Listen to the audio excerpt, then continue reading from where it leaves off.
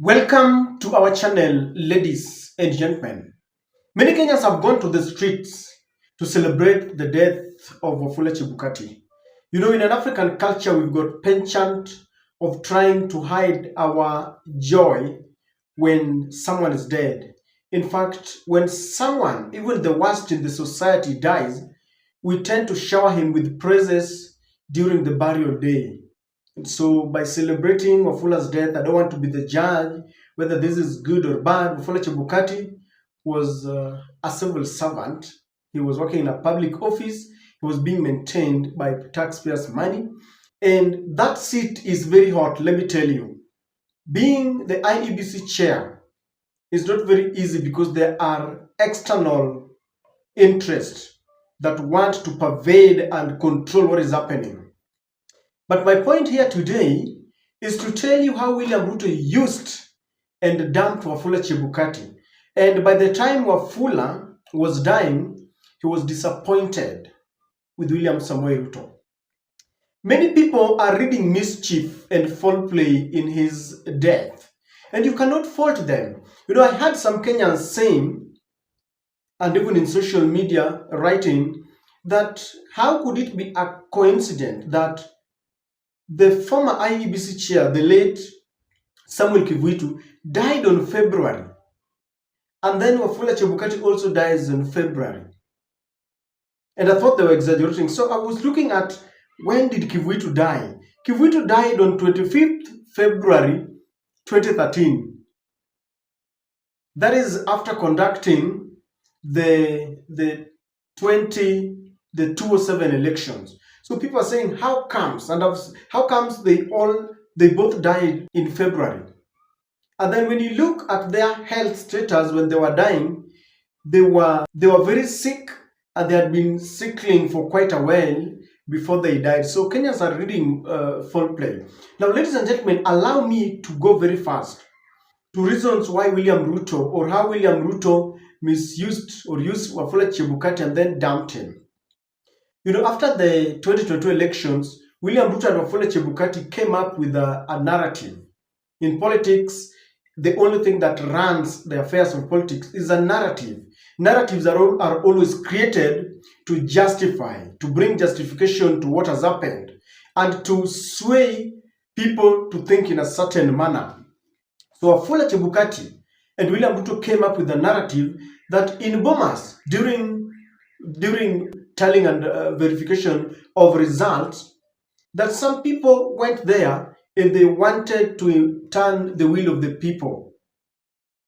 And Ruto says that there was an attempt to kidnap Wafula Chebukati, then murder him so that maybe Cherera announces the results in favor of Raila Amolo. Kindly listen to William Ruto. At the same time, the mechanism constituted a syndicate to execute a series of strategies consisting of bribery, blackmail, extortion, threats, and intimidation of various public officials of the IEBC, attempt their abduction, torture, and assassination, to storm the National Tallying Center and attempt treasonous insurrection, use of violence to cause the alteration of the vote tallying, as well as entice or bribe or force the IEBC chair to announce their favored candidate, or failing this, eliminate him and replace him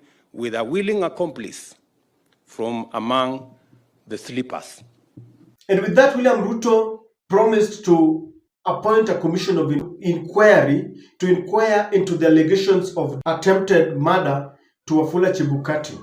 Now, William Ruto never did that. The only commission of inquiry that was hurriedly appointed was that to inquire into the conduct of the former IEBC chairpersons, the Cherera 4, and all of them were kicked out of office. So Wafula waited for this commission of inquiry. It never came to pass. It never came to pass. It was just hot air. It was a narrative that was to run for just a few months because memories were still very fresh on what happened in 2022 elections. And after that, William Ruto forgot about Wafula Chebukati. The wife was given a job. Wafula was, I don't know, was announced the personality of the year in 2022 or something, and William Ruto accorded him the, is it the Elder of Golden something, that accolade that the president gives people, and that was the end. And things have never been the same. Every month we could hear allegations of what Chebukati is dead or is seriously ill, but finally it came to pass that he's dead. So William Ruto, after using Wafula Chebukati to procure an election that favored him and declared him the winner, he forgot about Wafula Chebukati. He never created that commission of inquiry. Number two, Wafula Chebukati must have agreed with William Ruto that they were not going to get into any handshake with Raila Amolo Odinga. Because when Raila Amolo Odinga and William Ruto created the National Dialogue Committee in Bomas, and people are invited to come and give their views, Wafula Chebukati refused. And he said that that would be tantamount to undermining the authority of the IEBC, and especially those who conducted that election. He even said that others who are dead, there was no way he was going to be part and parcel of an event or an exercise that would undermine those who declared Ruto as the president. And he didn't really like it. He was also hoodwinked, just like people like Rigathi Gachagua were hoodwinked, that Raila was the enemy. He was not going to be allowed into the government. And Wafula Chebukati was very happy. I understand that Wafula at some point had tried to vie on an ODM ticket and he failed to clinch the ticket. And I'm told that he was never happy. So he thought he was punishing Raila Amolo Odinga. William Ruto, having failed to create that commission of inquiry, also betrayed Wafula Chebukati by getting into a handshake with Raila Amolo Odinga. Those are not my words. Wafula himself refused to go to Bomas for the dialogue talks because he said that was a done deal. There was no way we are going back to talk. And they were even saying that if William Ruto wanted to talk to Raila, then there's no need of going for an election because he said that the voices of the people are heard on the ballot and there's no need of talking to your opponent with a view of forming a kind of national of government unity. So he was not very happy. And if he had the powers, he would have blocked the alliance between Raila Amolo Odinga and William Samoei Ruto. The third one, by the time Wafula Chebukati started sickling, we never even once saw William Ruto going, or any other government official going to visit Wafula Chebukati. We would have seen photos. We would have seen even any minister, especially William Ruto. We would have seen him taking even one photo with Wafula when he was sick, in hospital, in his home. He was a forgotten chapter and he suffered for that period alone until the time of his death. And I know wherever he was just wondering, how comes William Ruto, who loved me so much, showering me with praises, is not visiting me, is not anywhere near me? What really happened? And Wafula Chebukati died knowing very well that politics is a dirty game. Now Kenyans are saying that maybe there was a deliberate effort to eliminate him. And you can forgive Kenyans because there's a coincidence. Both of them died in February. Well, let me tell you, when Robert Uko died, for those who understand history, there were very many casualties along. And I was talking to one of the wazees who were there during that very period when it happened.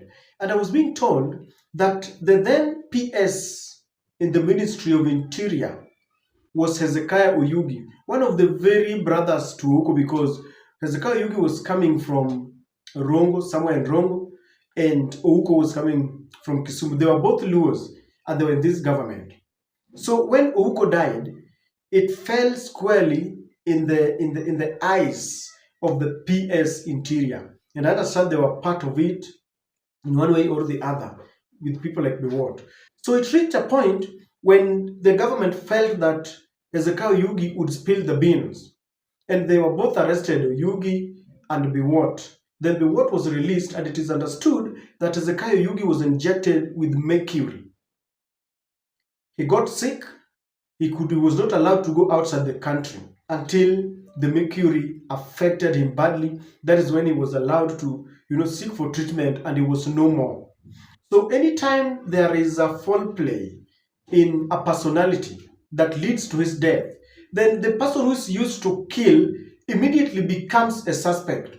And many people say that if you look at Kivuito and you look at Chebukati, their lives, it is believed that once you have declared a president as a victor, then you become a suspect, and you immediately become the target because you have a lot of secrets. And many people believe that you are now injected with something that will result in loss of memory, so that you cannot remember exactly, you cannot give account of what happened, because they know there were malpractices, the election was never free and fair. So they do that to ensure that you are not in your best health.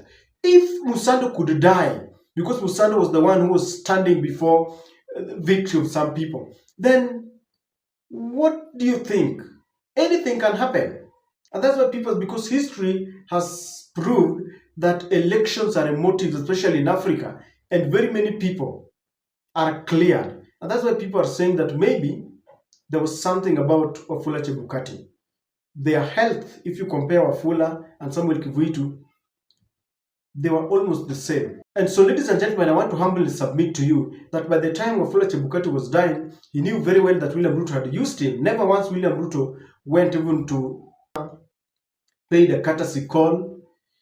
He was used and dumped. And that is the nature of our politics.